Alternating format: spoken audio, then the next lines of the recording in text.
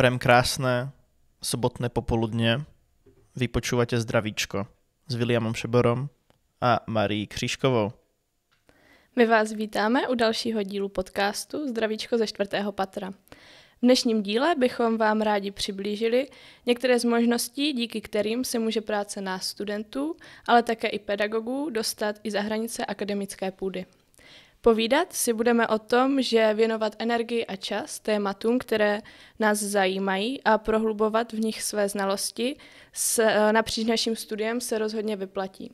A to doslova. O tom, jaká je cesta od prvotní myšlenky přes bakalářskou diplomovou práci až k získání grantu a nebo dokonce vydání publikace, si budeme povídat s našimi dnešními hosty a těmi jsou Roman Bolcek a Zdeněk Vejpustek. Tak ahoj, dobrý den. Taky přeju dobrý den. Ahoj, já se Já prostě si představuji, že od toho mám v těch plenkách prostě u toho písmu.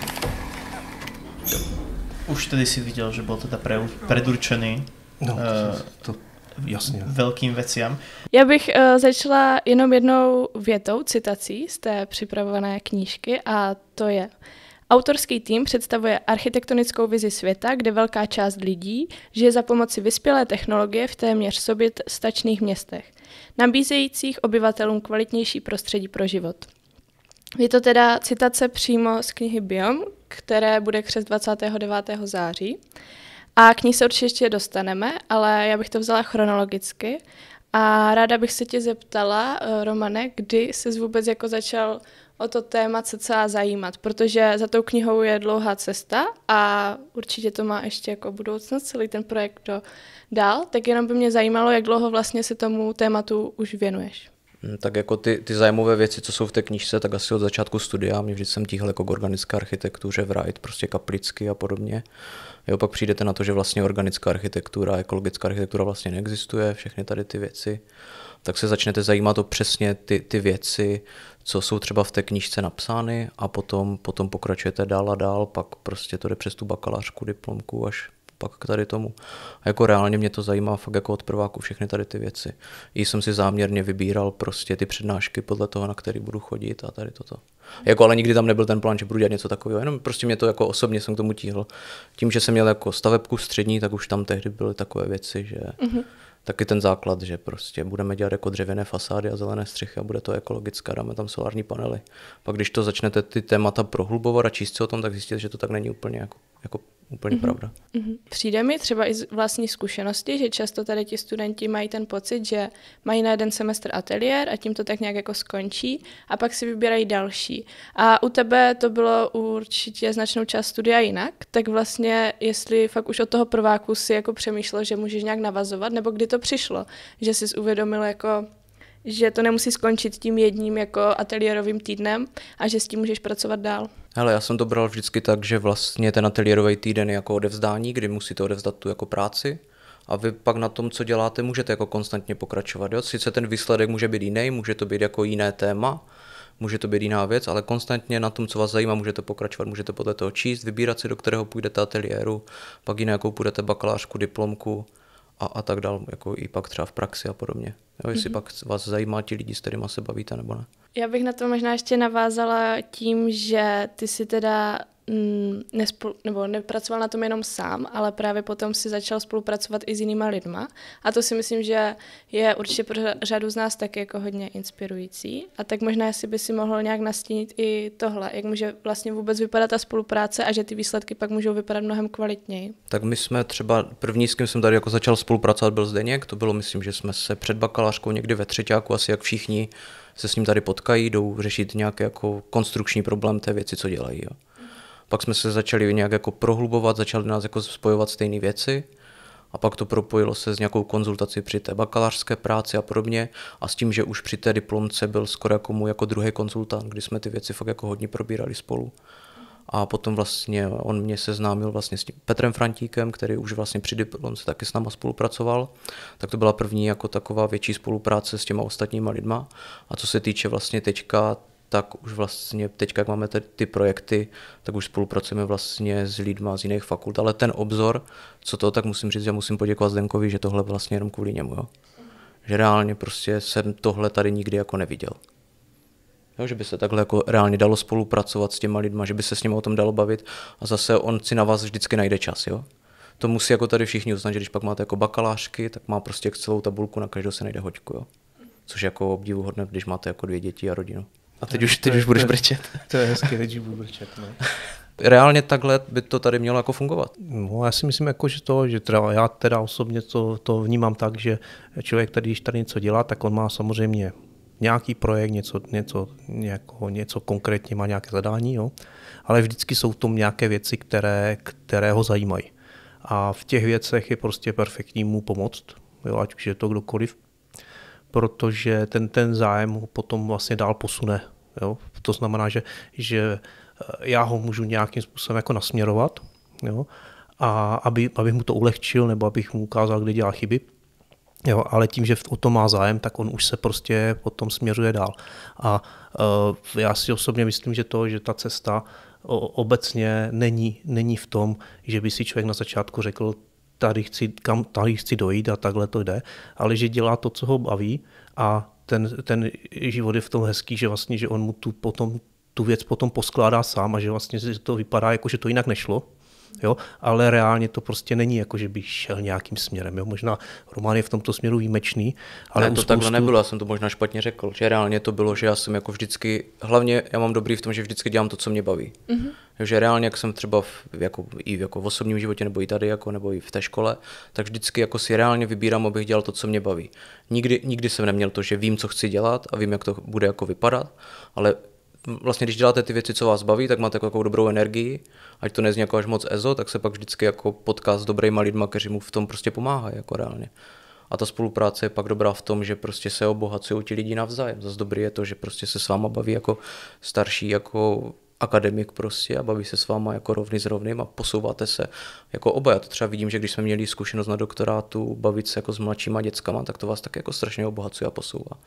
Většina mých kámošů chodí třeba do práce a tam už to takový není obohacující. A fakt je super vidět jako ty zářící oči v tom prváku, jak je to strašně baví a jsou schopni na tom trávit těch jako 20 hodin denně prostě a baví je to, jo, a jedou od rána do večera a tak, jo. Fakt je to super. Takže jsem rád, že jsem z tady neodešel. Jo. Ono je to i jako závazek, když vlastně vidíte, že někdo za váma přijde s tím, že ho něco zajímá a že to chce prostě nějak jako prohloubit a že tomu chce věnovat ten čas, jo, tak to je jako perfektní práce, jako je to vás jako nabije energii, protože vlastně vidíte v tom smysl. Z druhé strany prostě pokud někdo dělá i třeba perfektní projekt, ale vidíte na něm, že ho to nebaví, jo, tak je to prostě jako těžký ta práce s těma lidma. Jo. Ale já zase musím říct, že tady jako na škole je prostě spousta velice šikovných lidí, jo, kteří umí ty věci udělat a mají zájem a jejich jako výsledky jsou jako excelentní. To jako je potřeba říct, jako že zase, aby jsme si nemysleli, že tady jsme někde jako moc jako vzadu.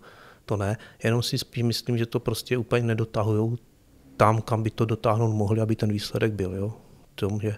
V tom je třeba Roman jako výjimka, že opravdu jako prostě je stavu tu věc prostě dotáhnout do konce a jo, a na to bych navázal, jak prostě tady pak chybí takové to, že tu není předmět jako reklama a prostě jako prodej se, ale jako příjemně, udělat si jako příjemnou reklamu, dotáhnout ty věci do konce, spojit se pak s těma třeba grafikama a může tam být ta možnost, že někdo na té bakalářce se s váma spojí, pomůže vám, jo. Pak to všechno chytne jiný rozměr a může to vypadat jako velmi hezky, jo. Nemyslet si, že všechno dokážu sám, jo. Pak je jako obohacující pracovat fakt v tom týmu lidí, jo. Někdy je to nepříjemné v tom, že to nevypadá úplně, jak vy chcete, ale je to příjemné v tom, že vás to obohatí. A když vám ten člověk řekne, proč to tak vypadá, tak najednou si říkáte, hele, OK, tohle by mě nikdy v životě nenapadlo a můžeme to dostat až někam tady. Jo. Takže jít vždycky za tu hranice toho, co vy jako nevidíte nebo nedokážete jako pochopit úplně. A ještě jak jste teďka zmínili vlastně i tu mezioborovou spolupráci, tak jestli jsem to dobře pochopila, tak vlastně to nemusí být přínosné jenom pro nás, ale i třeba ti studenti z FAVu, tak tu grafiku si taky můžou dát do svých jako bakalářských prací a tak dále, jestli tomu dobře rozumím. Pokud je to bude zajímat, tak určitě. No z druhé strany, jako prostě zase podívejme se na to z jiného pohledu, jako proč by oni měli dělat něco, co nám něco přinese a pro ně to bude ztrátová aktivita, to s váma nikdo dělat nebude. To je jako nesmysl a mělo by to být spíš opačně, jako my se snažíme najít jako průnik aby jsme jim ukázali, že to může být pro ně výhodné a teprve potom jdeme za něma s tím, že bychom něco chtěli udělat. Nikdy to není v tom směru, že jdete někde s prosíkem, že něco chcete, to nefunguje. A je to o tom, co jsme se bavili na tom začátku. Prostě, jo, cílem je prostě jo, z toho něco získat. Jo? Ať už vydělat peníze nebo něco jiného. Jo? A v tom by to neměl být jako úplně jako zlé slovo, protože jestliže budete chtít udělat nějaký jako větší projekt, jo, tak na to budete ty peníze potřebovat. To jako reálně nejde udělat bez peněz. Jo? A vy byste vlastně měli jako investovat ty peníze, ale zároveň byste je měli přinést zpátky. To znamená, že jestliže ty peníze investuje VUT, jo, přes fakultu, tak by to zase fakulta a VUT měla dostat jako velmi jako zúročené. To znamená, že by měli dostat víc, než kolik do toho vloží. A z druhé strany, jestliže vy do toho vložíte svoje peníze, nebo někdo jiný od někud jinou do toho vloží čas a peníze, tak musí taky dostat víc. Jinak to nebude fungovat a budeme se tady prostě hrabat prostě v nějakých prostě malých věcech a nikdy prostě nepřekročíme stín té fakulty. Já bych ještě možná se dotkla těch samotných grantů, na které už jsme jako trochu narazili a pro mě jako samotnou to bylo docela vzdálené, až do té doby, než jsme si o tom začali společně trochu jako povídat. A tak bych možná trochu jako přiblížila všem, jestli je to opravdu třeba v uvozovkách nedosáhnutelné, anebo je to mnohem jako snazší a může to právě motivovat třeba velkou jako část těch studentů. Tak jestli bychom se mohli ještě nějak jako pobavit o tom systému vůbec. Tak jestli já můžu za studenty, tak existuje tu něco, jako jsou fakultní rozvojové projekty, vám všem určitě chodí maily, vy to máte možná jako spam, nebo jako, že to nečtete, ale je tu prostě jako budget na nějaké věci a vy se svým vedoucím té vaší práce, jak jako v semestru nebo s někým, tak se můžete vlastně domluvit na tom, co chcete udělat, co pro tu školu chcete přinést a co bude tím výsledkem. Takže to znamená, že vy prostě uděláte nějakou práci a tím výsledkem může být buď nějaká publikace, výstava nebo něco takového, což je pro ty studenty jako mi přijde velmi příjemné a je to docela jako jednoduchý systém. Jo? Vy píšete Excelovou tabulku a podle mě ten vedoucí vám s tím jako milé rád poradí na tom projektovém oddělení paní. Jo, že přijdete, řeknete, že chcete si psat ve FRP. Myslím, že teďka do konce září jsou výzvy, jo? A že tam jsou i nějaké peníze, tak pokud chcete dělat něco příjemného, tak je to v pohodě to takhle jako udělat. No a co se týče těch větších grantů, tak bych přešel tady jako na Zdenka. No, já bych spíš ještě na začátku zůstal spíš těma menšíma, protože oni jsou uchopitelnější. Jo, a to, co jako Roman říkal, je, že vlastně každý na to může dosáhnout, to je jedna věc. Jo. A z mého pohledu jako prostě jako učitele anebo někoho, kdo s těma grantama pracuje, tak je to jako v podstatě o tom, že ten člověk, student nebo studentka, který o tom mají zájem, tak prostě celý je to z mého pohledu o tom zájmu. Prostě já chci něco dělat, jo? Chci tomu věnovat nějaký čas, něco mě zajímá, jo? A ten zájem se dá potom přetavit v to, že vlastně že se něco vybuduje, ale vlastně ten zájem je ten prvotní. Jo? A ve chvíli, když ten zájem je, tak vlastně je možnost na to jako separátně získat peníze. To je jedna možnost, to znamená to, co říkal Roman, třeba i na to studijní, na to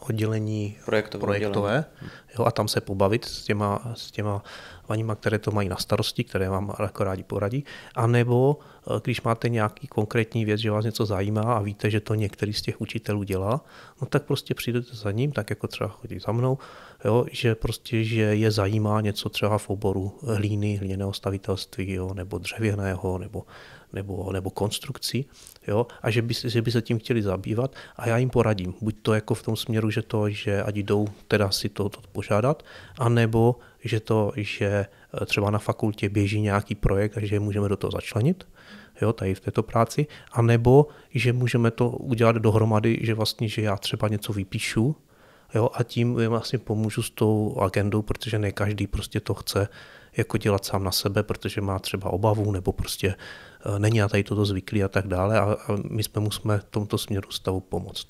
No, takže vlastně z mého pohledu je to víc o tom zájmu toho člověka a z druhé strany, jako z naší strany, jako učitelů, tak já se snažím prostě třeba na těch přednáškách, když tam jsou lidi, tak jim prostě říkat, že ty možnosti jsou a pokud je něco zajímá, ať se ozvou. Jo? Takže vlastně z mého pohledu je to vždycky to mělo být jako vstup toho daného studenta nebo studentky, že chcou něco dělat a ta cesta se najde a je důležité vědět, že ta cesta může být placená. To znamená, že to není tom, že by jako se vydělávalo, to ne, ale prostě je to lepší, jako než být někde v Tescu, supermarketu, sedět u kasy, protože můžete dělat něco, co vás obohacuje, něco, co máte rádi, jo, a ještě za to dostat peníze tak, abyste nemuseli chodit tam někam bokem.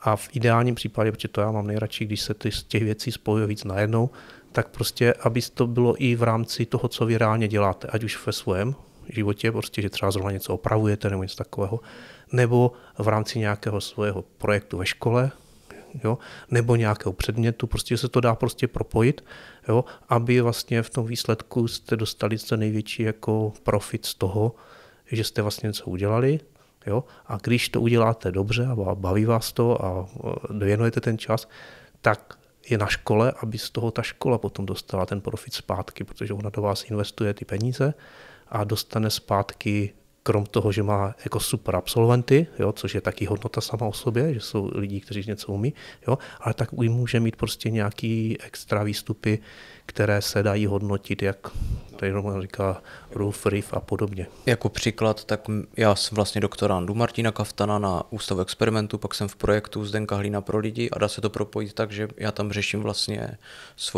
svoje jako otázky nebo nějaké problémy, co mě zajímají. Řešíme prostě robotizaci, automatizaci ve výrobních procesech a najednou se to spojuje jako s hlínou. Jo. A jsme schopni udělat nějaký basic základní research o tom, jaké materiály jsou hodné, je do toho zakomponovaná ta hlína. Teď třeba jdeme na konferenci jako do Ostravy, lidi pak z toho, jako my jsme to jako vlastně článek napsali, fakulta z toho bude mít body, jo. Všichni jsou pak spokojeni, jo. Nejsou za to jako extrémně velké peníze, ale je to v rámci toho, že vy dostáváte stipendium, napíšete článek, tak je tam pak jako ten příjemný bonus vlastně toho, že tu práci neděláte úplně zadarmo. A extra bonus je v tom, že když tady někdo přijde ze studentů a baví se o tom, jako, že co to je 3D tisk, tak tady má někoho, kdo se tím jako prostě na nějaké jako vyšší úrovni zabývá a zároveň prostě třeba, když se zeptá třeba na ten 3D tisk hlíny, tak už jsme v tom jako relativně daleko. Jo? To znamená, že vlastně, že i jenom vlastně ty vlastní znalosti jsou hodnota. Jo? No, jako jsme tady na akademické půdě a měli bychom si jako uvědomit, že prostě, že ty znalosti jsou hodnotou. Ty si spomínal vlastne tie granty a tú podporu, vlastne dá sa povedať zo svojho osobného pohľadu. Myslíš, že je ako nejaký potenciál vlastne naviazať takúto spoluprácu s viacerými pedagógmi, alebo aká si myslíš, že ohľadom tohoto je ako situácia na fakulte? Určitě jako můžete spolupracovat jako se spoustou pedagogů. Důležitý je, že si musíte najít nějaké to téma, které vás zajímá, anebo se přidat k nějakému tématu, které už jako existuje. Jo? To znamená, že prostě, že pokud víte, co vás zajímá, to znamená, že máte prostě jasnou vizi, jo? Třeba jako Roman, jo? Tak si můžete zajít za někým, kdo něco podobného dělá. Jo? Což se dá zjistit buď to tím způsobem, že se podíváte jako prostě na jeho stránky na fakultě, jako co učí a čím se zabývá. Tam většinou má i třeba jako nějaké výstupy, jo, jako jaký dělá výzkum nebo jaké dělá projekty a tak dále. Takže doporučuji se prostě podívat na těch stránkách na ty lidi, abyste věděli, co vlastně reálně dělají, protože možná budete překvapení, jak kvalitní lidi tady na té fakultě máme. A z druhé strany je to tak, že můžete zajít za někým, komu důvěřujete. Je to úplně jedno, jestli to bude student nebo učitel. A můžete se ho zeptat, jestli by vám nedoporučil někoho, kdo se zabývá tímto tématem a ten člověk vám většinou jako dokáže poradit. Když půjdete za někým ze Sofy, tak oni ví, jak ta škola funguje. Jo, když půjdete za někým, kdo je třeba na děkanátu, taky vám poradí. Jo? Když půjdete za nějakým člověkem, kterému důvěřujete v rámci výuky, jakože vám přijde sympatický, jo? tak on vám pravděpodobně taky poradí. Jo? Je to v podstatě víceméně jedno, kde začnete, ale pokud máte cíl, tak se takhle dostanete k těm lidem. Z opačné strany, pokud chcete něco dělat a nevíte, co přesně, no tak v té chvíli prostě zkusíte zjistit, jaké projekty na té škole jdou a když uvidíte, jako, že tento projekt třeba sedí do toho, co chcete dělat, tak skontaktujete toho člověka, který ten projekt vede, to je jedna možnost, že byste měli zájem s tím spolupracovat nebo něco pro to dělat, a nebo můžete to udělat i tím způsobem, že půjdete na to projektové oddělení a zeptáte se, jaké projekty jsou teďka, že máte chuť prostě něco dělat a oni vám poradí. Oni mají přehled o tom, co se děje a rozumí tomu. A vlastně i na fakultních stránkách je sekce projekty, kde vy se můžete podívat vlastně, co se teďka dělá, jak na ten projekt kliknete, přijedete vlastně na vizitku v rámci VUT a můžete zkusit těm lidem napsat, zajít za něma, spolupracovat a podobně. Jo, přijde mi to jako super. My teďka, když je ten projekt, jako co máš ten Hlína pro lidi, tak kolik je tam teďka třeba 10 studentů, kteří prostě jsou z nižších ročníků a dělají prostě jako základní jako research, jo, naučí se na tom, zjistí, najdou nějaké vědomosti a zároveň za to mají docela jako nějakou příjemnou jako odměnu. Jo, není jako asi jako úplně jako adekvátní, jak by jako měla být, ale je to prostě úplně srovnatelné s tím, co dostanete kdekoliv venku. A myslím si, že jako, když to budu srovnávat jako s reálnou prací, tak oni dostanou pak ještě podle mě i víc peněz než... Jo, ale určitě je potřeba taky se na to dívat tak, že vlastně, že tam jsou nějaké nastavené věci, ale třeba my tady máme pana tajemníka, který jako má pro to pochopení, a to znamená, když uvidí, že někdo udělá nějaký špičkový výzkum, jo, tak ho bude podporovat. Jo. U těch studentů existují speciální stipendia, jo, a tak dále. Prostě když někdo ukáže, že opravdu dělá hodně, tak ta fakulta má možnosti. Jo. To znamená, že já si myslím, že lidem, kteří dělají něco a mají výsledky, tak se vždycky cesta najde. Jo, když se říká, když je vůle, najde se i cesta. Takže by ste to teda zhodnotili tak, že tá vôľa a ten potenciál to dotiahnuť vlastne tak ďaleko až tej publikácie, ako ste vlastne vyzvládli, tam definitivně existuje na této fakultě. No já si myslím, že to je vždycky jenom jako o těch lidech, co jsou jako v tom týmu nebo o tobě a tu cestu si vždycky najdeš a vždycky můžeš dělat to, co tě baví. Jo, no tak bych to asi zahrnul. No a hlavně jako prostě my jsme to třeba teďka momentálně jsme skončili s tím, že máme jako knížku a budeme pokračovat jako dál v tom výzkumu, ale to neznamená, že to je jako top, co můžeme tady dosáhnout. Tady se dá dosáhnout daleko lepších a vyšších výsledků. Jo? Jde jenom o to prostě, jestli ten člověk se tomu bude chtít věnovat a jak bude šikovný. Jo? Jako ty možnosti tady jsou. Je pravda, že se třeba nevyužívají, ale myslím si, že a hlavně nesmíme zapomenout, že jsme jako v rámci VUT, jo, což je jako velká organizace. Jo. My nejsme vlastně jenom fakulta architektury. Mm-hmm. Jo, my můžeme jít vlastně i pak, jako, když máme dobrý projekt, dobrou věc, která bude jako, já nevím, hodně soudobá, přinese jako potenciál do toho výzkumu, tak si myslím, že je pak v pohodě jít jako na rektorát, na VUT a bavit se pak s lidma toho, jestli to má teda ten potenciál toho, co si myslíme, a můžeme zkusit jako vymyslet nějaký projekty, které nás zase propojí v rámci jako těch fakult. Jo, takže se může se jít zase jako na další jako úroveň toho, co se tady dá vlastně všechno dělat. Jo, že my vlastně teďka jsme skončili základní výzkum, to můžeme říct, že jsme byli v rámci, jako nás podporovala finančně fakulta architektury hlavně, pak něco vlastně z vlastních zdrojů, co jsme do toho dávali my, ale prostě, a byla tam už jako mezifakultní spolupráce, ale pokud bychom my chtěli jako teďka rozhodně, což chceme pokračovat v tom aplikovaném výzkumu, tak určitě chceme spolupracovat i jako s VUT. No jako ono to samozřejmě od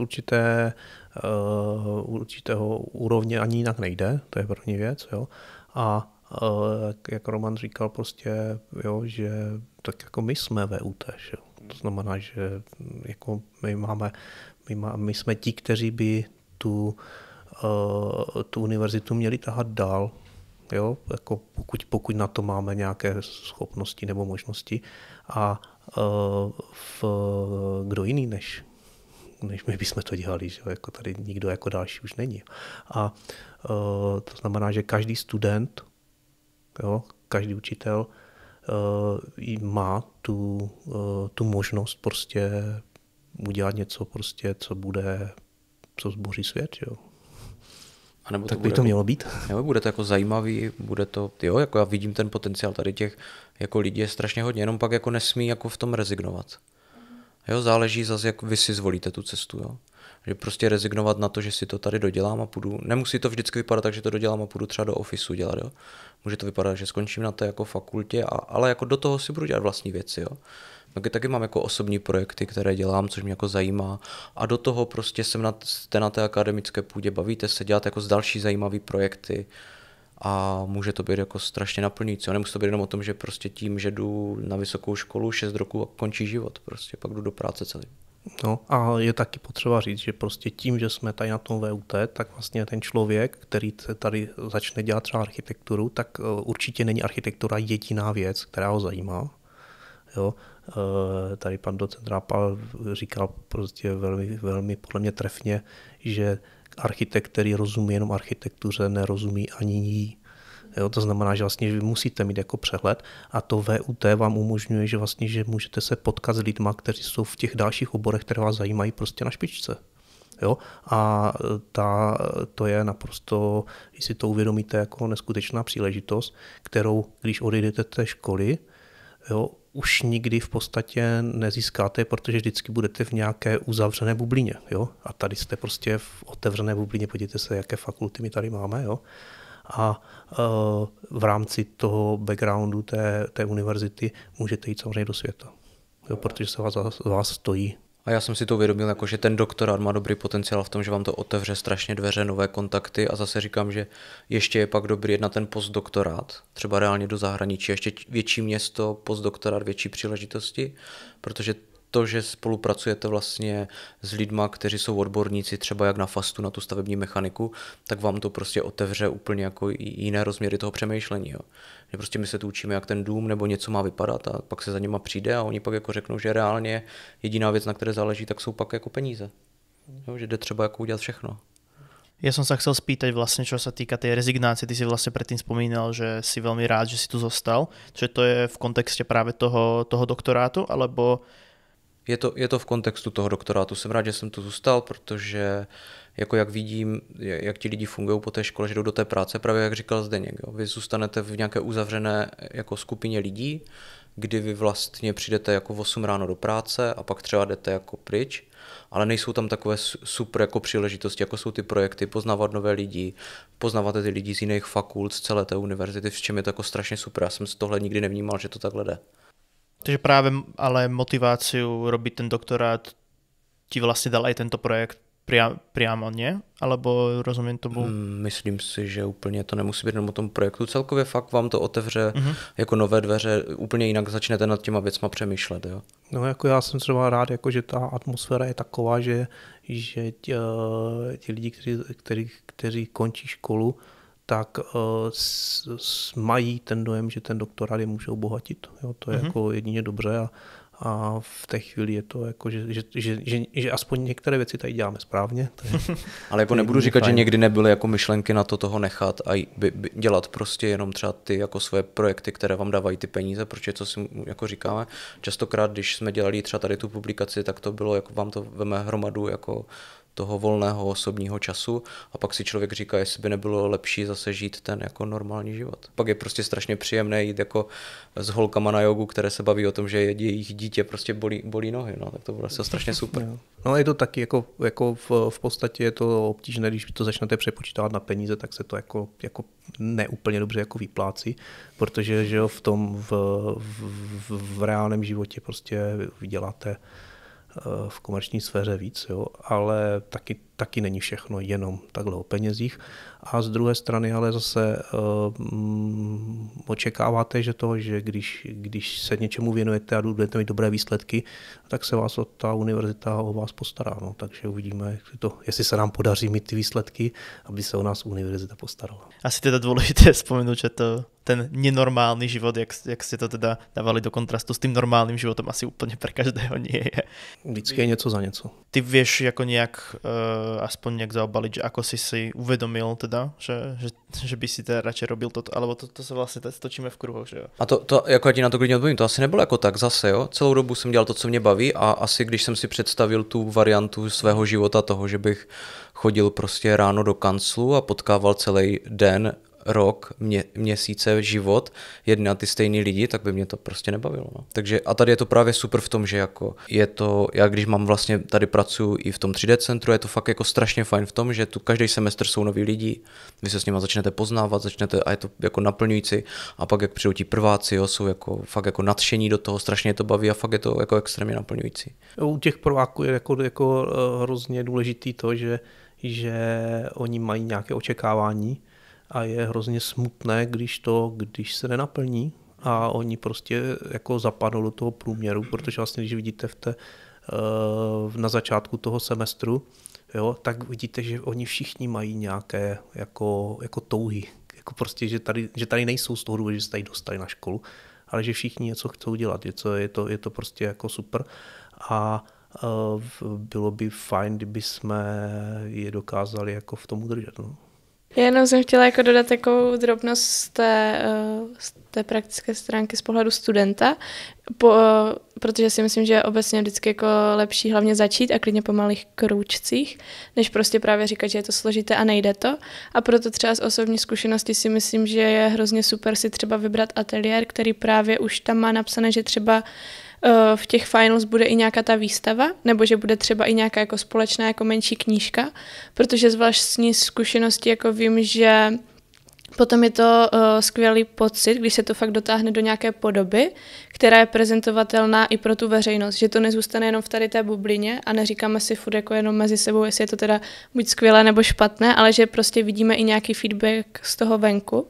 Takže jako to je jenom možná taková malá poznámka, že doporučuji přinejmenším si vyzkoušet prostě třeba nějaký takový aťák, kde je třeba na závěr ta výstava a těch možností je tu čím dál víc a určitě je z čeho vybírat. Jako fakt je to nejlepší varianta toho, že pak vidíš, že ta práce měla smysl a bude tě to další semestr zase motivovat. Přesně. Ja som chcel práve ale nadviazať tú otázku, ktorú som sa chcel spýtať predtým, že teda je toto teda určite jedna z možností, ako nedovoliť práve tým prvákom a iným študentom ako zapadnúť do toho průměru. Napadá vás ešte niečo, ako vlastne sa dajú motivovať? No většinou je budou motivovat ti lidi, co jsou jako nad něma z těch vyšších ročníků. Jo, mně se vždycky líbilo to, že jsme tady měli nastavený ten ateliér, takže když my jsme měli vlastně jako nějaký vertikální ateliér, že tam byli prváci, ale jako zase jo, je to i o těch lidech, co vy tam potkáte, můžou tam být pak třeba šestáci nebo lidi na doktorátu, co se s váma nebudou chtít bavit, jo. Takže vždycky je to jenom o to zase jako reálně si máte štěstí, nějaké lidi jako natrefíte. Jo, ale je to super, vždycky si myslím, že tě můžou motivovat ti lidi, co jsou vedle tebe a jako nad tebou. Takže to zase o tom jenom, jakýma se budeš obklopovat lidma. Já si myslím, že ten příklad je hlavní, prostě, že vlastně, že jo, my se od malička učíme napodobováním, jo, a nemění se to v průběhu života, takže to. Jak říká Zdeněk, no, když uvidíme u těch starších lidí, že jde prostě dělat dobré věci, že prostě jdou jako vydělat si třeba i ty peníze, tak prostě ti lidi si řeknou, hele, no to jde, tak to pojďme dělat taky, jo. Pojďme dělat ty jako velký výzkumy, když už budu dělat v tom ofisu, tak prostě OK a pojď a řeknu si za to prostě pořádný peníze. Jo. A když těch lidí bude takhle víc, tak reálně těm lidem nezbyde nic jiného, než jim za to dát jako normální peníze, ale zase si musíme jako dávat bacha na to, aby jsme odváděli tu práci. Jo, jakože nemůžu přijít někam a říct, hele, chci prostě teďka 100 000 měsíčně, protože to bere tady borec odvedle taky. Ale musím jako vědět, co umím a říct si za to tu adekvátní odměnu. Jo, což tady mi chybí třeba za toho studia, že tady nebyl třeba předmět, který reálně neřekl, co znamená jako mít třeba nějakou firmu nebo něco takového a co ten jako zaměstnavatel třeba pro vás všechno musí udělat. Jo. Když už budu v tom kanclu, tak on mi dá ten stůl, on mi zaplatí všechny ty programy, měl by vám dát ten počítač a když jako jste zaměstnaní, tak za vás platí jako sociální, zdravotní a všechny tady ty věci. A co vy všechno prostě proto, aby on vám dal těch 100 000 měsíčně, mu reálně musíte vydělat. Protože on za vás ještě navíc přebírá tu zodpovědnost. Jo, což jako bacha na to, ale jako ta zodpovědnost pak je reálně vysoká, když se něco stane nebo přihodí a ten člověk za to musí pak zaplatit. Tak. No, a z druhé strany jako prostě existují fakulty, které jsou jako extrémně prostě profitabilní, jo, i pro ty studenty, pro ty výstupy a jako já si myslím, že v tomto směru máme jako dost co dohánět, jo, takže jako prostě a z druhé strany, když ten člověk, jo, tady u nás prostě udělá nějaký kus dobré práce, jo, které prostě je fakt jako kvalitní, jo, tak jako my máme jako technici obrovskou výhodu, že vlastně my nejsme jako uzavření do nějakého okruhu, že tu věc musíte dělat jenom tady. Jo, vy můžete jet prostě pryč a když máte za sebou dobrou práci, tak tu práci prostě ti lidi jako ocení po světě. Jo, takže jako i tady tímto způsobem se na to dá dívat, že prostě, že tím, že uděláte něco, co prostě je na světové úrovni, no tak prostě nemusíte zůstat doma.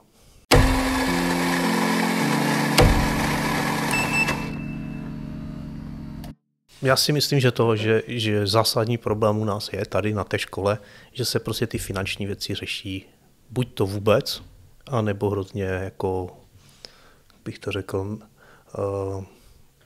se zpožděním, nebo že se tomu nedává dostatečný prostě, bych řekl, prostě dostatečný prostor, protože reálně na to potom všichni skončí.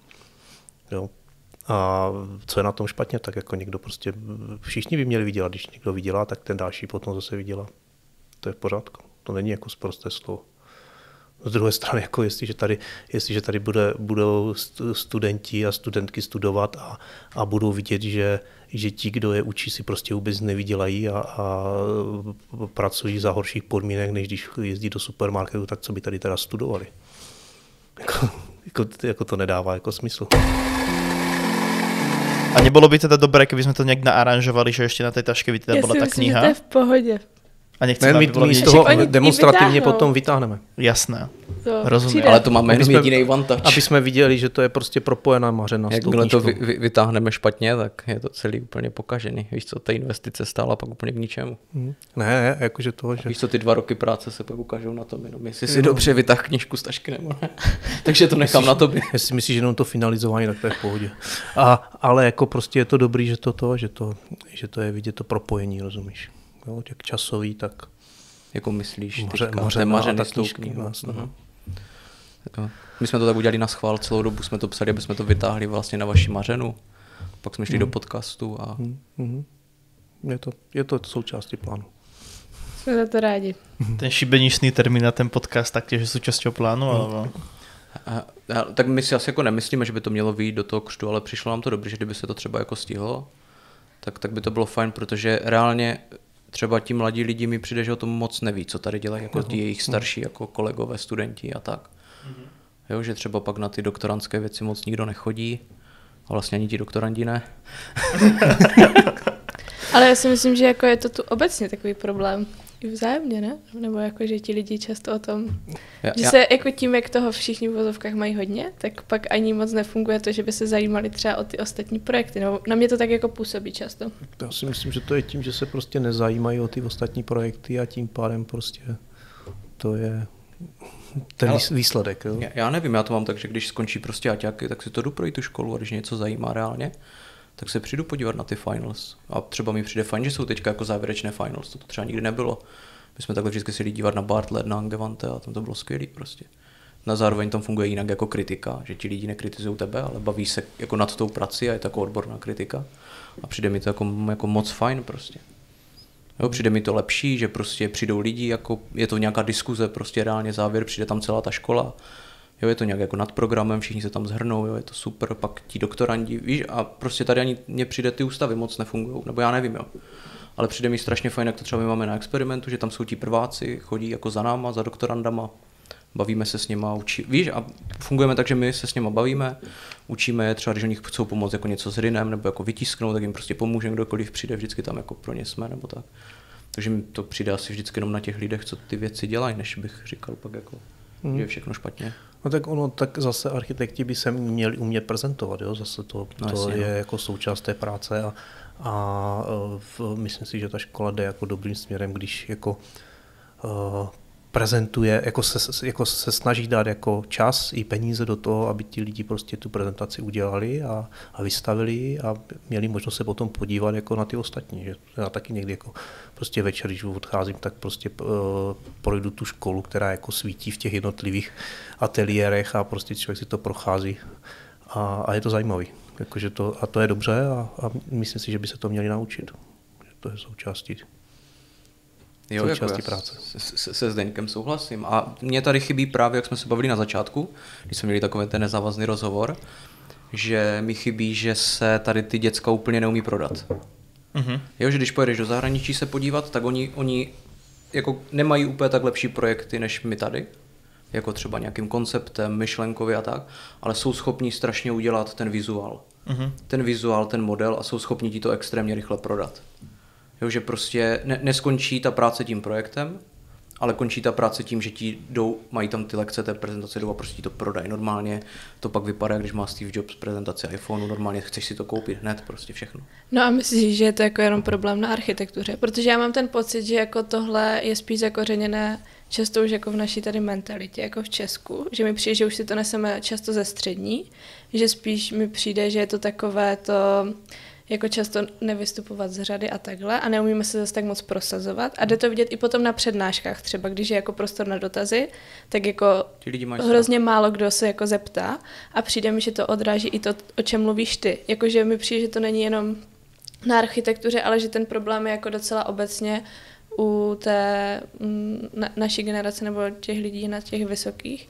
A když potom je tam ten kontrast, jako přijde mi, že když je tam kontrast ze zahraničím třeba, tak ti lidi jsou v tom nastavení jako často líp, že si dokážou za tím svým projektem jako třeba líp stát. No. A že u nás, když si za ním někdo tak jako stojí, tak je na něho někdy poukazované takové to, jako, že se vytahuje a tak. Ale přitom to tak vůbec není. Jako. No, to s tebou souhlasím, tady chybí reálně jako zdravé sebevědomí. Přesně, jo, no. To není arogance. Když řekneš, že jsi udělal prostě dobrou práci, tak to není arrogantní podle mě. Řekneš, že ale udělal jsem dobrou práci, pracovali jsme na tom několik let a teď vám to chceme všem ukázat, pojďte se podívat a máme takovou a takovou reklamu. A to má tady v Česku pár lidí, ale prostě mi to chybí jako u všech. Mm-hmm. Jo, prostě říct si reálně, co je na tom špatného, že jsi jako dobrý.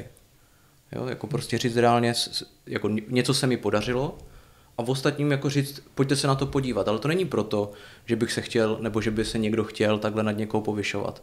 Ale je to reálně proto, že si myslíš sám, jako že se ti něco povedlo, tak je to právě o tom říct si, hele, já vám to chci ukázat a tak by to prostě mělo být. Prostě, když se ti něco podaří, říct to a prostě v pohodě.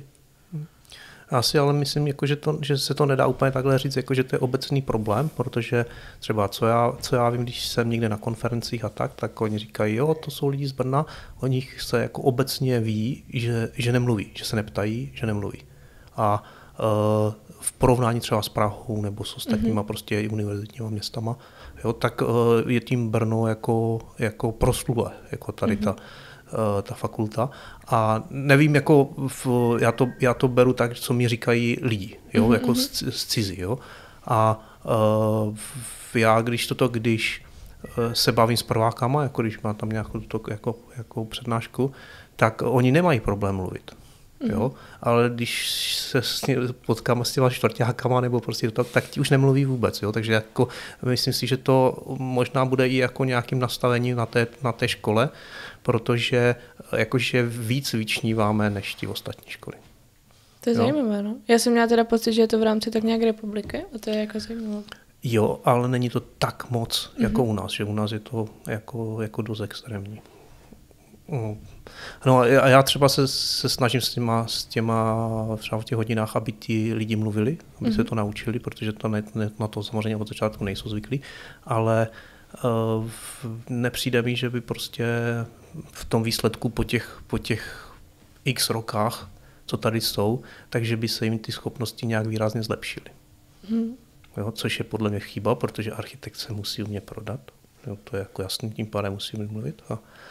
A druhá... Musí přijít do té fáze, kdy za něho mluví ostatní. Jo.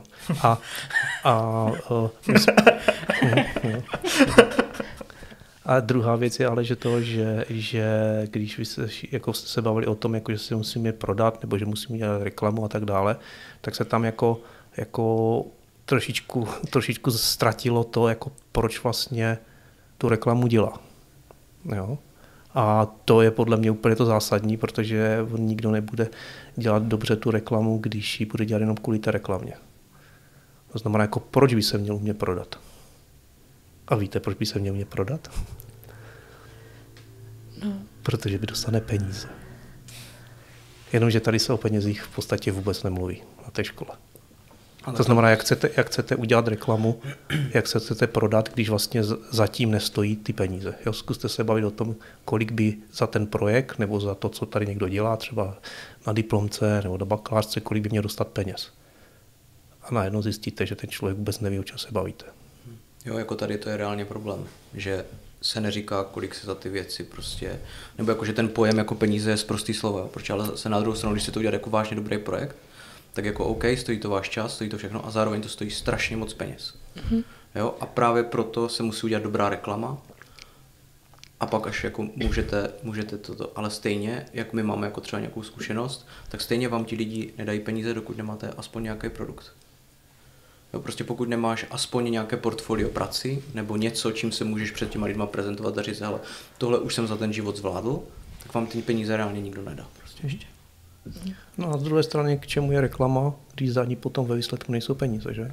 Takže jako potom vlastně de facto člověk něco vytváří, ale vlastně když tam není ten cíl zatím, tak to snad nemůže udělat dobře. No a já nevím, v jaké je to teďka fázi, ale vím, že s novým vedením se mluvilo o tom, že se má nějak jako zlepšit nebo přijmout někdo na projektové oddělení. Tak to už nějak jako proběhlo a máte třeba pocit, že je to teď nějak jako lepší, že je tam i nějaká ta osoba, která má na to ten prostor to jako koordinovat a že by to bylo potom prospěšné i pro ty studenty, potažmo pedagogy. Jako, máte pocit, že se to nějak zlepšuje nebo ne? Jako je to deklarovaná věc, že se bude zlepšovat PR fakulty, je to deklarovaná věc, že se bude jako ty věci jako řešit a už nastalo to, že prostě se posílilo to oddělení, no a my všichni doufáme, že se to bude jako vylepšovat, protože samozřejmě jsou tam přetížení, protože té práce tam mají hodně, jo, ale počkáme a uvidíme, jaký bude výsledek. Jo, když někdo něco dělá, tak v půlce mu nemůžeme říkat, jako jestli to dělá dobře nebo špatně. Počkejme, až se to udělá. V každém případě je pravdou, že se prostě přijmuli noví lidi, takže ta trajektorie by snad měla být lepší. Tak to by bylo fajn. Jo, jako reálně každý potřebuje čas. Prostě, jo. Nechme těm lidem čas, ať se to projeví. A myslím si, že tady to má jako potenciál, jako aby to šlo dobrým směrem. Na druhou stranu zase je potřeba říct, že to bude jenom tak dobrý, jak my si to vynutíme. Že jo? Jestliže studenti a učitelé prostě nebudou mít chuť ty věci svoje propagovat, tak nebude co propagovat. Že? Takže jako je to zase zpětně jako uzavřený jako kruh. Takže ať už to je tak nebo onak, tak my můžeme vždycky dělat to, že prostě se pokusíme udělat nějaký produkt a zkusit tu reklamu rozhýbat a jak se to jednou povede, tak ti ostatní to uvidí, že to jde a třeba to, jo, zase to roztočí jiným způsobem a jo, má to mít dynamiku, musíme dělat. No.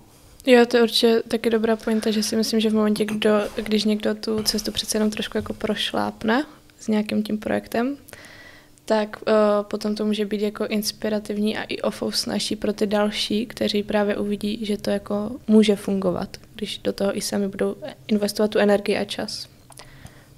No určitě a je to taky o tom, že tady na škole je spousta lidí, kteří mají chuť něco dělat, jo, i mají schopnosti, jo, tady jsou jako opravdu hrozně šikovní lidi a je potřeba, aby vlastně, protože sám ten člověk jako v podstatě to je hrozně těžké něco udělat.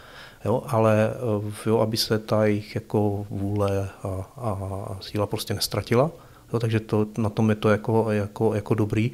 A když to někdo jako se mu to podaří, tak si myslím, že se to začne nabalovat jako koule, že vlastně, že ti lidi ví, že to jde a jo, začnou to taky dělat a když se to zase podaří, tak v té chvíli tam bude více peněz a bude tam více těch výsledků a ideálně by to bylo, kdyby každý tady na té škole, který má chuť něco dělat, prostě měl nějaký projekt, dostával za to peníze a přinášel nejenom fakultě, ale obecně VUT prostě kredit i jako profit.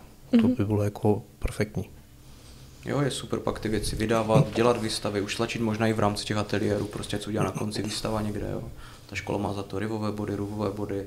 Jo, prostě mě vždycky bylo líto, že jsme tady udělali projekt a on se pak prostě hodil do šuplíku a myslím si, že se to dá reálně dělat tak, že už se jako na začátku nastaví nějaký plán s tím vedoucím, může zažádat do nějaké FRP projekt atd. A vy potom můžete využívat jako buď prostě dneska už to máme jako robota, máme tu 3D tisk a všechny tady ty věci. V rámci toho, když si to nastavíte dobře dopředu, můžete to využívat během toho semestru, ale jako dávat si zase bacha, když ti někdo ty peníze dá, je tam nějaká podmínka, co ty musíš odvést. To mi to přijde super, když tam budete mít podmínku udělat nějakou pěknou knížku, nebo tam budete mít podmínku udělat jako nějakou výstavu a zase může se to nabalit v tom, že ten váš pedagog vás spojí s někým třeba na FAVu, jo, jak jsme se jako bavili, začne se to nabalovat na sebe, jo, takže to bude mít zase nějaký význam. Jo. Pak zase ty lidi z FAVu to může zajímat, jo, je taky jako zajímá architektura, vás taky zajímá grafika, jo, začne se jako strašně obohacovat, je to strašně příjemné prostě v tomhle.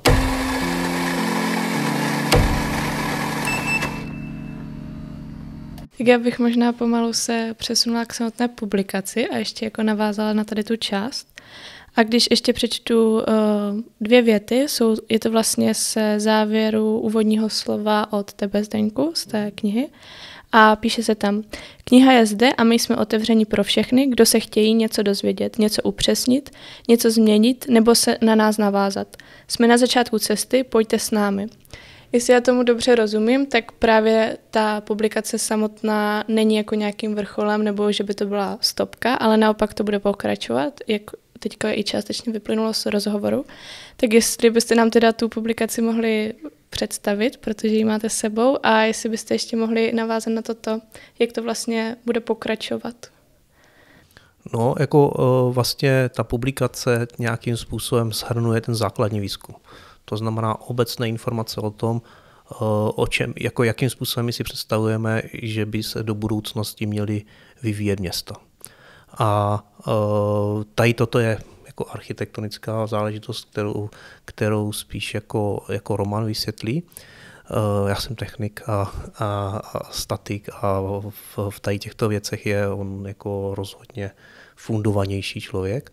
Jo. Nicméně jako tady ta věc jako v rámci základního výzkumu navazuje na ten aplikovaný, který bychom teďka vlastně chtěli udělat, a vlastně každý z těch technologií, každou z těch věcí, které my tam jako nějakým způsobem uvádíme jako jedno z řešení toho systému, jo, tak bychom chtěli jako rozvést. To znamená prostě vyzkoušet si to a na to bychom rádi prostě použili právě možnosti VUT, protože vlastně tady ty obory jsou, o kterých my jsme pouze četli, tak oni je tady jako reálně dělají na té špičkové úrovni. Takže my jsme chtěli to tady takhle rozšířit, ale zároveň je tam spousta věcí, které se týkají architektury a tak dále, a je tam spousta oblastí, ve kterých prostě, které bychom rádi rozvinuli, a možnosti spolupráce na to jsou.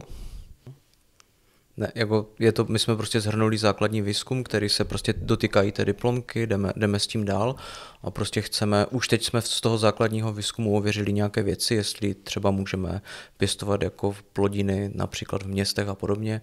Přišli jsme na to, že bez například nových primárních zdrojů energie to úplně není možné, ale prostě i tu strukturu jsme ze začátku jako dělali podle toho, jaké jsou problémy těch dnešních měst, jo?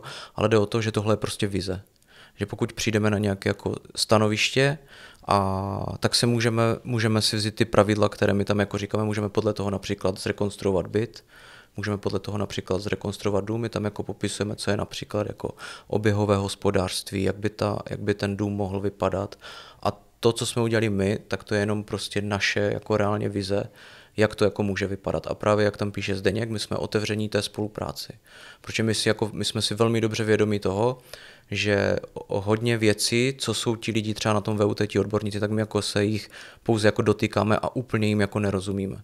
Jo, že třeba například, když jsem dělal tu diplomovou práci, tak jsem nerozuměl třeba úplně jako biodiverzitě a všem tady těm věcem, ale jak jsme to teďka začali konzultovat jako s lidma, tak jsme se dozvěděli věci typu, že pokud chceme přesunout zemědělství do těch měst a přenechat ty plochy té jako biodiverzitní vegetaci, tak nám to může zabrat až 200 letí. Jo, pokud to chceme dělat jako takhle jako přírodně. Jo. A u každé té věci bychom mohli takhle pokračovat. Proto my teďka chceme udělat ten aplikovaný výzkum, udělat reálné jako řešení a potom říct, jestli je možno, nebo jak by tady pak ty struktury mohly vypadat. Proto je tam ta vize, ten biom jako podobný té diplomce, protože my nedokážeme reálně říct, jak by to mělo vypadat. Takže my dneska máme nějakou hypotézu, s kterou bychom následně chtěli pracovat. A co vnímáme je prostě, že se chceme nějak prezentovat, tak jsme si řekli, hele, pojďme to udělat teď, ať to nějak vypadá, a chceme to ukázat těm lidem, na čem pracujeme, a chceme s nima začít více spolupracovat. Tak jestli se chcete podívat, tady to vlastně jako zatím jako máme, můžete se kouknout. V podstatě my se snažili jako vyvěsit lajku, aby ty lidi viděli, o co se asi přibližně jedná. Chybí tam cover, což by měl být nějaký slepotisk, to tam vezeme vlastně zítra, jinak tady se vlastně můžete jako podívat, jo? Jo, takhle to je v dnešní nějaké podobě. Ja som práve chcel nadviazať aj na vetu, ktorá padla v recenzii, ktorá je taktiež ako v úvode tej knihy, kde autor tej recenzie hovorí, že sa to čte jak sci-fi, takže vlastne rozumiem tomu správne, že vy teraz tým nadväzujúcim aplikovaným výskumom chcete zistiť vďaka pomoci tých ostatných fakult, ako moc vlastne sci-fi to, čo ste všetko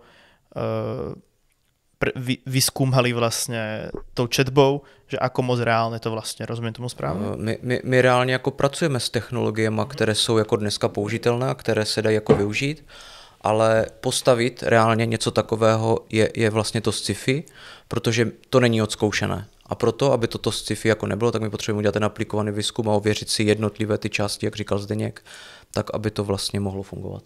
No, obecně se dá říct, že my jsme vlastně odzdrojovali všechny informace, které jsme v té knize použili.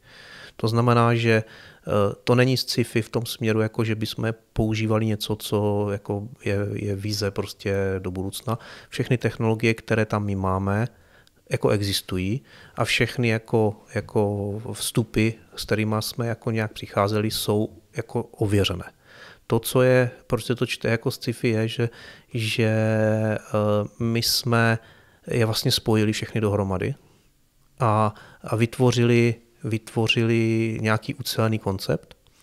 A aby jsme to, protože jsme tady na půdě architektury, tak aby ten koncept nějakým způsobem byl vizuálně stvárněný, tak jsme ho prostě usadili do toho místa, ve kterém by byl jako nejefektivnější. To znamená do těch opravdu velkých měst, kde jsme vlastně vytvořili velkou strukturu, která vlastně šetří ten prostor kolem sebe, aby vlastně tam vznikl ten, řekněme, nový městský biom.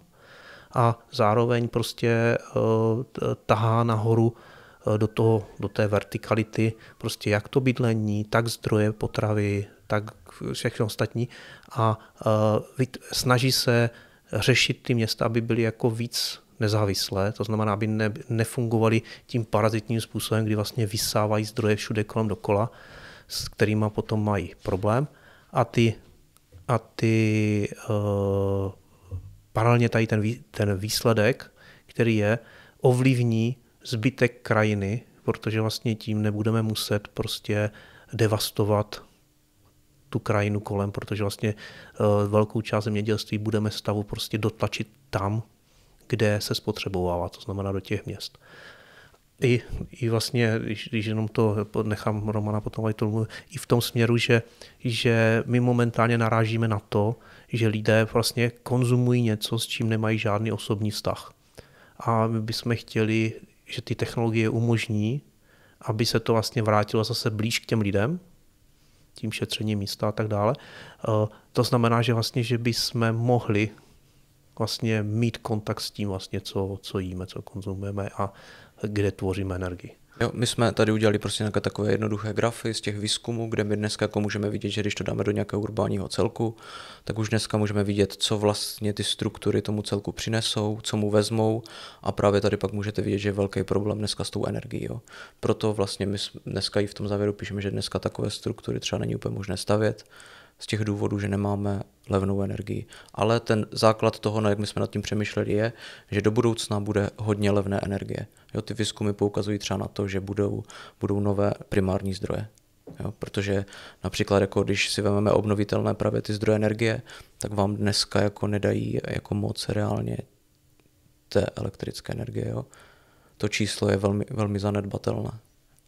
Z druhé strany je potřeba říct, že vlastně, že už i tady tyto zdroje dneska, když se podíváte na ty data a tak dále, tak v určitých částech roku vytváří enormní přebytky a dostáváme se tam, o co mluvil Roman, vlastně, že my předpokládáme, že do budoucna ta energie bude výrazně levnější, ale teďka nemyslím jako příští rok, jo?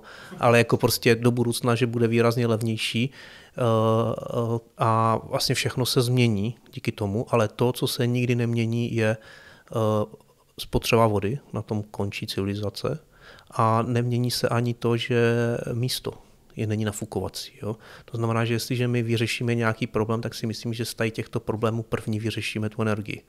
A na tady toto už jsme potom připraveni vlastně s celým tím konceptem těch věcí. Jo? A my jsme se vlastně jeden z těch jako hlavních bodů, kde jsme se inspirovali, byly vlastně filmy od Davida Attenborougha, který vlastně popisoval svoji celoživotní vlastně práci, kdy sledoval prostě divoký život po světě a jeden z těch jeho závěrů je v tom, že vlastně, že pokud chceme tu přírodu zachránit, tak jediná šance je ji prostě nechat být. A aby jsme ji mohli nechat být, tak potřebujeme prostor.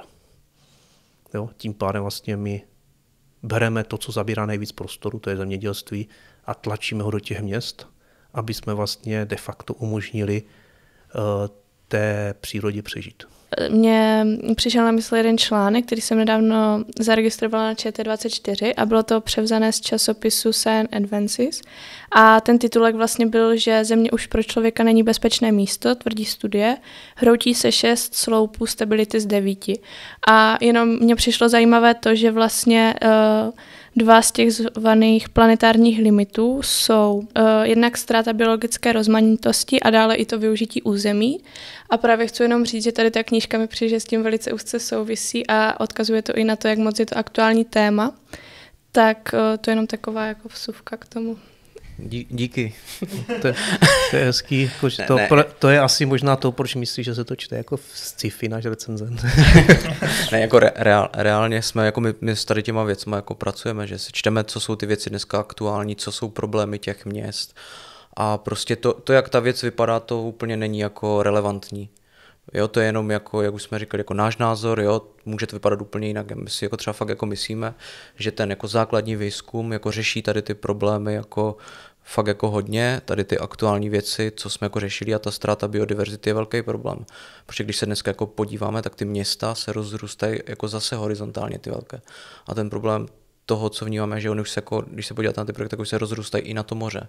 Mm-hmm. Jo, právě největší jako ten život je jako v těch šelfech těch oceánů, jo, takže my ho zase jako zničíme. Mm-hmm. A to takže pak jako jediná věc je, že můžeme třeba kolonizovat dál jiné planety, nebo jak my vlastně píšeme v závěru, tak je, že vlastně se naučíme tomu životu, který je vlastně založený na tom konzumním chování, ale zároveň nějaké udržitelnosti, jo.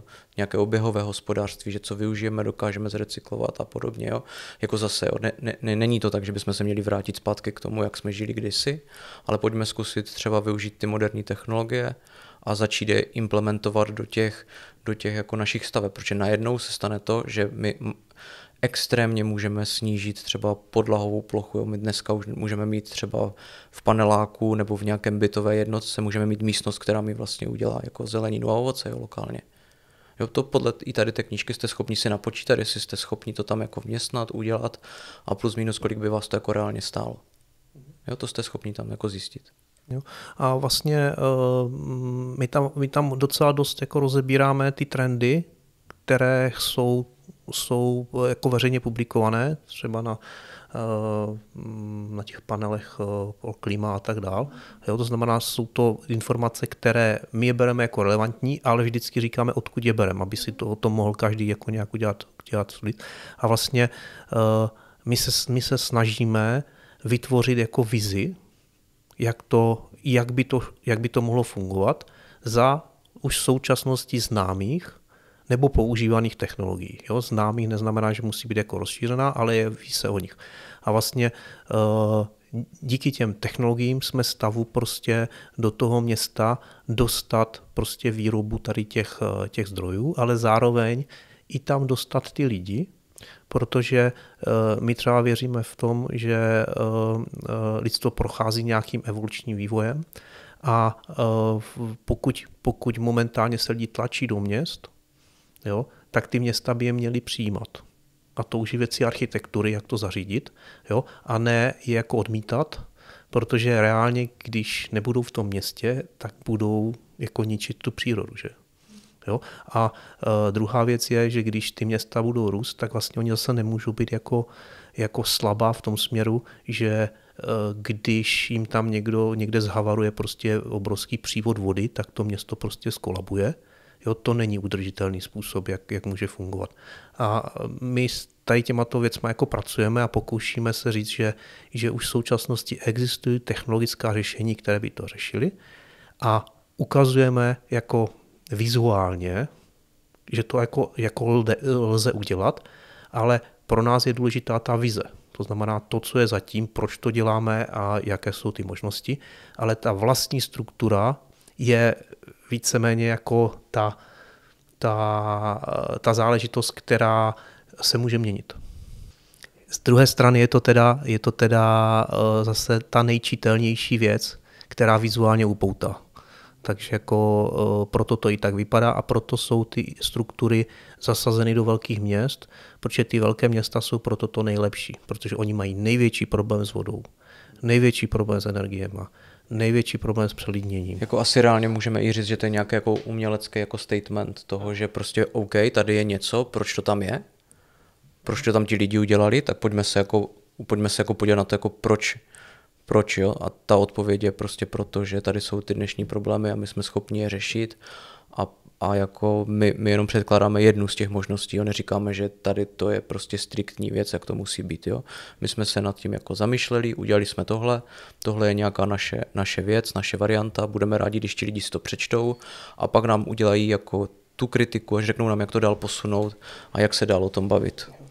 Ono je taky jako důležité na tom vidět to, že je to nějaký jako vykřičník. Jo? To znamená, že prostě, že je potřeba, že jsme se snažili, aby to v tom městě vyznělo, aby se vlastně bylo vidět, co vlastně chceme říct. Ale z druhé strany, že všechny ty věci, které tam máme, jsou založené na nějakém výzkumu a nějakých reálných datech. Jo, takže vlastně toto. A druhá věc je, že vlastně ty velké města momentálně budou čelit zvedání té mořské hladiny.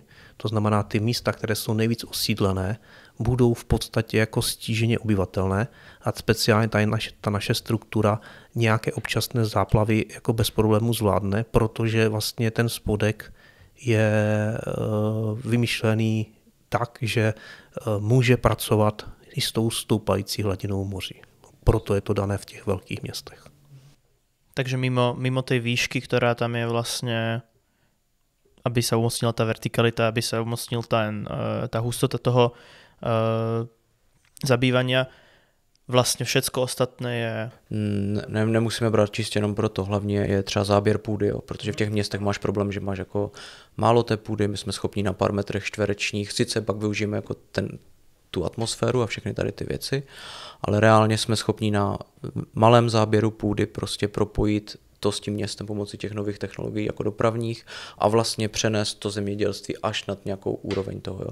Další věc je, že do nějaké úrovně není dobré generovat tu vodu, tam máme například jako baterie, jo, vlastně jsou baterie třeba tady v té struktuře jsou baterie na vlastně uchovávání té energie a pak až jsou ty generátory na tu vodu, které by měly vlastně za pomoci kondenzace vlastně vyrábět vodu zase. Potřebujeme aplikovaný výzkum k tomu, aby jsme dokázali říct, jak to ovlivňuje to prostředí, když tam těch generátorů bude tolik, jo.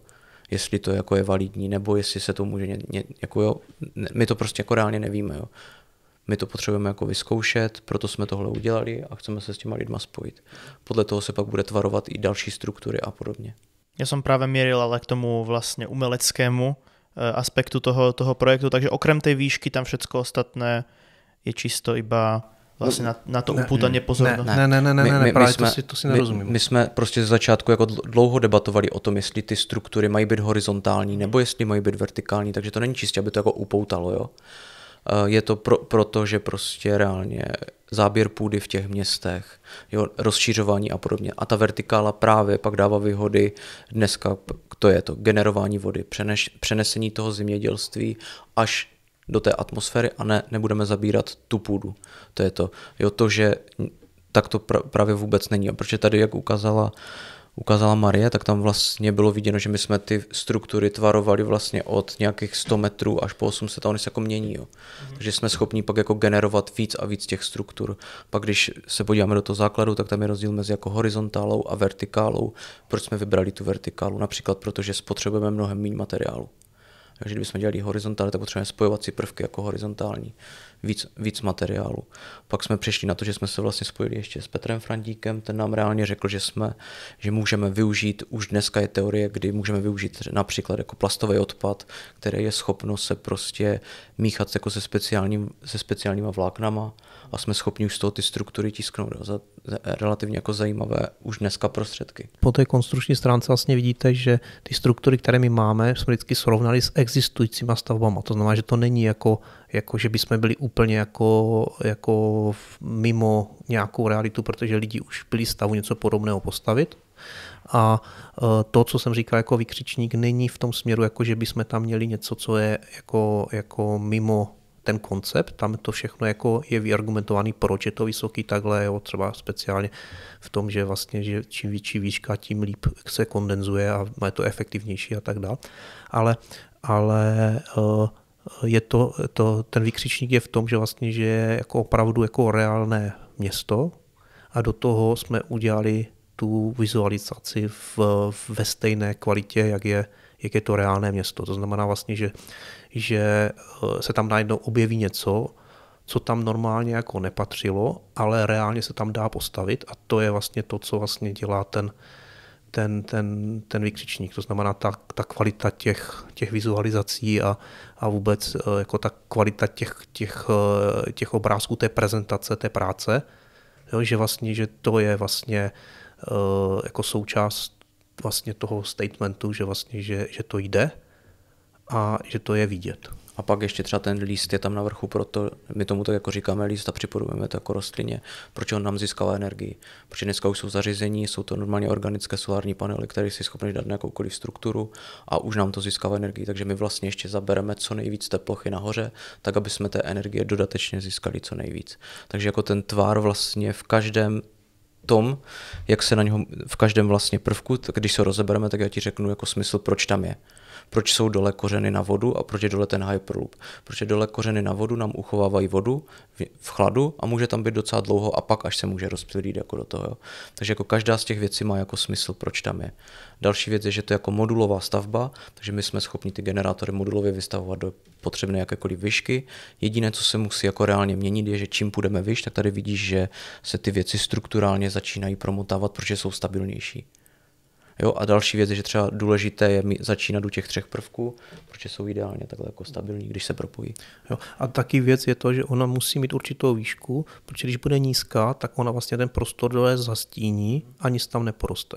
Když bude vysoká, tak ten stín se během dne rozbije a může jako fungovat. Jo? Že tam v podstatě nejsou věci, které by byly jako prvoplánové.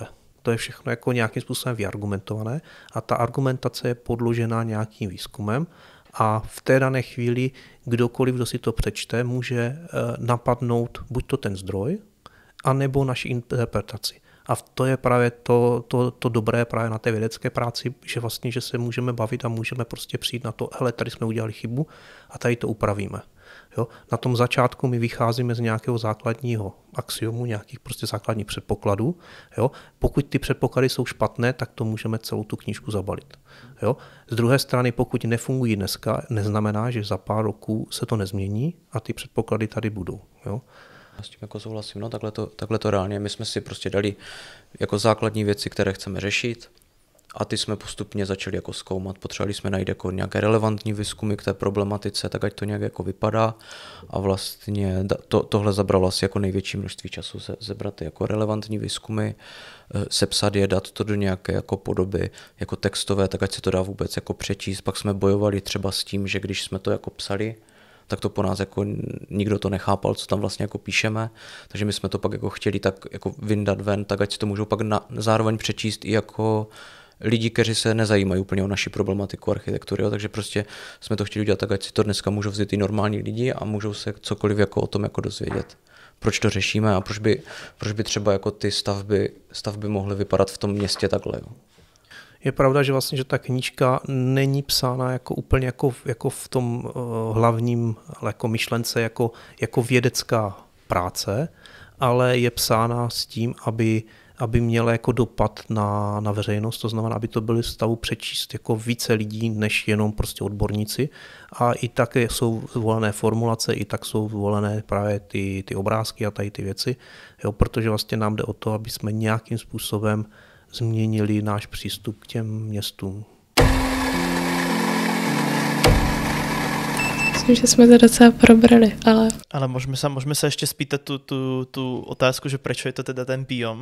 No, tak protože vlastně ten biom je nějaká biologická definice, kde je nějaké území, kde jsou vlastně jako nějaké živé a neživé podmínky a vlastně ztrátou té biodiverzity my třeba vnímáme to, že když budeme stavět ty města, ty domy, tak bráníme vlastně nebo jako bereme trošku nebo možná někde víc biodiverzity vlastně té přírodě.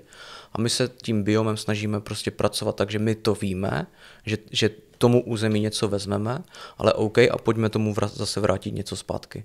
Jo, že nejenom prostě brát, ale můžeme i dávat. Biom je vlastně společenství rostlin, živočichů prostě obecně. A my vlastně se k tomu stavíme tak, že ten návrh toho domu, nebo té struktury, nebo prostě něčeho, co vlastně umístíme, ať už do města nebo kamkoliv jinam, by měl reflektovat i to, že vlastně, že on vytváří nový biom vevnitř, ovlivňuje ten biom kolem něho a tím, že se vůbec postaví, ovlivňuje vlastně celý biom ten světový, protože vlastně my, že jo, ve stavebnictví prostě zabíráme velké množství, měníme zemský povrch, velké množství prostě plochy, měníme zemský povrch, vytahujeme zdroje a tak dál a i tady tento biom tím stavebnictvím ovlivňujeme. Takže vlastně ten biom je vlastně, zamysleme se nad tím vlastně, co děláme a tak jestli to děláme dobře. My jsme jako, když si to jako vememe z historie, tak my jsme dlouhou dobu takhle žili prostě, jo. Někde jsme bydleli, tam jsme měli nějakou lokální potravu a když si jako vememe celou tu dobu té historie, tak moc dlouho nefungujeme na takovém jako způsobu, jako teďka on prostě není udržitelný pro tolik lidí, jo. Což je jako další limit to growth, jako kniha, kde oni jako předpověděli 4 různé scénáře, které se jako můžou stát, jo. To je jako rapidní pokles civilizace, pak je, že navýšíme ty přírodní zdroje, že je zdvojnásobíme, tak tam byl zase opět rapidní pokles civilizace. Pak byly moderní technologie, kde vlastně se dostaneme na nějakou úroveň a pak se začne snižovat. A potom oni mají tu teorii, že když se nám podaří vlastně využít maximálně ty moderní technologie, k tomu jako změnit návyky té společnosti, tak jsme schopni na této planetě žít ve velkém počtu jako obyvatel s tím, že se nám všem bude dařit žít jako adekvátně a budeme mít všech zdrojů dostatek.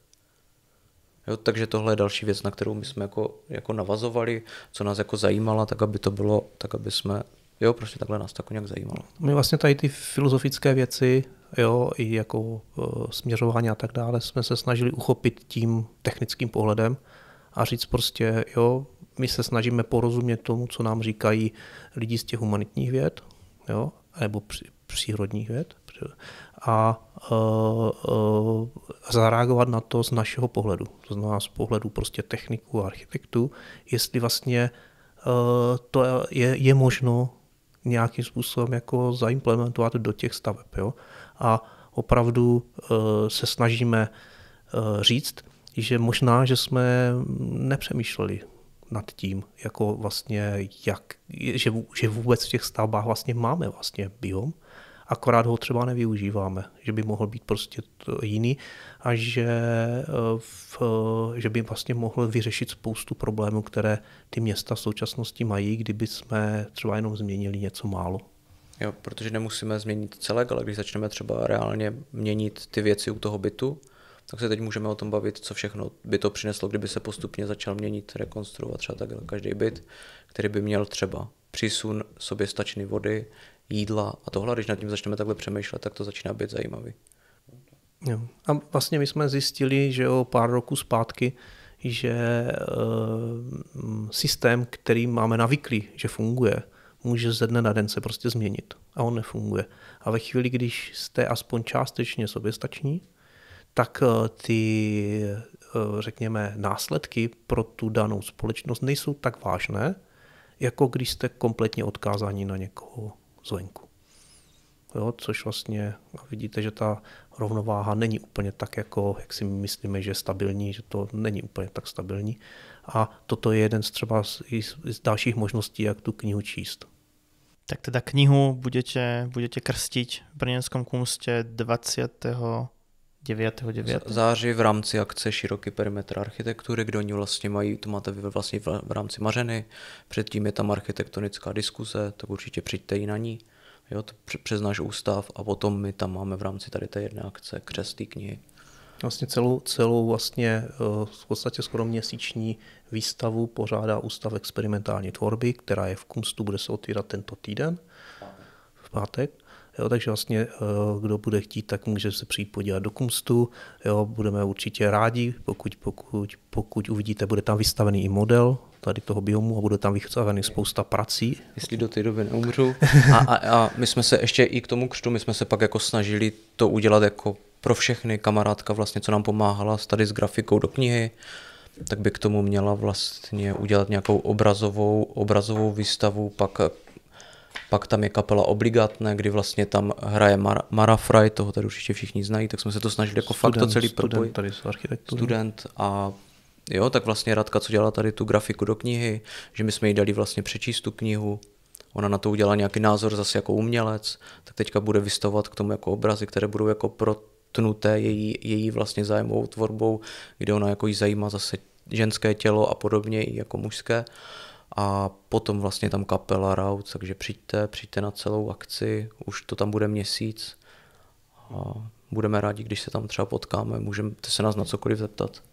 Je docela zajímavý vlastně, že všechny ty věci, které souvisí s tím křtem, jsme se snažili i s tou knížkou, aby byly v režii VUT, to znamená, že je tam spousta studentů VUT z různých fakult, jo, pedagogů, vědců, kteří vlastně každý z nějaké části pracoval a máme tam i vlastně z FAVu jako po té umělecké stránce, takže jako myslím si, že to může být zajímavý.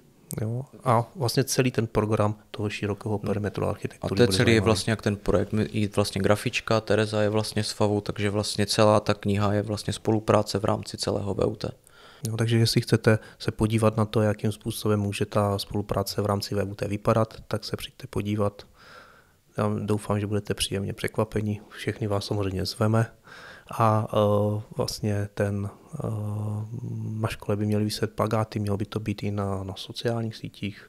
My vlastně ještě chceme jako poděkovat i fakultě, protože vlastně my jsme to jako psali bez nějakých nároků jako na honorar, tak protože nás to jako zajímá, ale musíme říct, že fakulta vlastně reálně zaplatila vlastně práce vlastně třeba té grafičky, pak vlastně vydání té knihy, vytisknutí a podobně, plus nám teďka přispěli na ten křest té knihy. Takže do toho máme vlastně celý tady ten, jestli můžeme říct nějaký logomanuál, kde my máme vlastně sjednocené pozvánky, máme sjednocený web, Instagram, a kdyby to mělo proběhnout v rámci pak těch jako sociálních sítí i té fakulty. Takže můžete taky zhodnotit, jak to může vypadat, když se spojíte s lidma z FAVu, kteří tady toto jako studují, tak jako my studujeme tady u nás, jak se staví domy a jak se dělá architektura, tak oni studují, jak se má dělat grafika třeba. A budou si teda ľudia môcť knihu kúpiť? Nie? My to máme vlastně nastavené tak, že knihu dostane takto fakulta těch 120 kusů, my budeme mít vlastně nějakou elektronickou verzi, kterou prostě jsme schopni, když nám třeba pak ten člověk řekne, co ho zajímá na tom, a tak mu prostě klidně poslat, s tím my nemáme jako problém. A proč my tohle jako reálně děláme, že my bychom tu knihu opravdu chtěli vydat. Ale to znamená, že bychom potřebovali, protože jsme si vědomi, že tam určitě budou nějaké gramatické překlepy, jo, protože je to jako opravdu hodně práce. Paní, co nám to jako překládala, tak to dělá taky vlastně ve svém vlastně překládáme to do angličtiny, takže teď to mělo být do angličtiny. Jako... Takže my to vlastně děláme i tak, že chceme požádat investory, chceme požádat VUT, jestli nám s tím jako pomůžou teďka dál, jo, protože na to už my jako reálně nestačíme. Jo, my tohle máme jako náš produkt, který jsme schopni jako vyprodukovat, teďka bychom to chtěli dodělat, navázat nad tím, že bychom tu knihu chtěli dát ven, ať se jako reálně dá koupit, prodávat. Určitě bude tady v knihovně, jo, kde si ji budete moct jako vypůjčit a chceme na to udělat ten následující aplikovaný výzkum a posouvat tu věc zase dál. Takže ešte pripomenieme, 22.9. bola otvorená výstava Široký perimetr architektúry, v rámci ktorej je vystavený vlastne aj ten model a v rámci nej sa vlastne bude pokrstená aj táto kniha, a to teda toho 29.9. A bude tam spousta ještě zajímavých modelů z průběhu práce toho ústavu experimentální tvorby. A bude tam vystavená i Antarktida, která se chystá. To je další projekt, vlastně, který tady děláme. Ale takže které se používá tady robotické rameno na výrobu, jo, takže to tak, jo. Na té škole se dělají jako spoustu zajímavých věcí a určitě si myslím, že by bylo spousta lidí, kteří mají o něco zájem, by byla překvapená, jaké možnosti tady jsou. My ďakujeme vám, že ste teda prišli sa o tomto porozprávať do našeho krásného štúdia. My děkujeme taky, že jste si na nás udělali takhle narychlo čas a bylo to jako super. Jo, my jsme rádi, že jsme mohli říct něco o tom, co se tady dělá na té škole a budeme samozřejmě rádi, pokud se přijdete podívat jak na ten křest, tak na celou výstavu. A pokud vás to zajímá, tak vám určitě rádi řekneme, kam jsme dospěli v rámci toho výzkumu a jak vlastně tu problematiku vidíme my. Takže toto boli Roman Bolcek a Zdeněk Vypustek, Marie Křížková. Ja som jedna z mnohých podôb lietajúceho špagetového monštra a toto bol podcast Zdravíčko ze 4. patra, ktorý vzniká na pôde Fakulty architektúry Vysokého učenia technického. Ďakujeme za vypočutie tohto dielu podcastu. Budeme sa počuť aj na budúce. Snáď.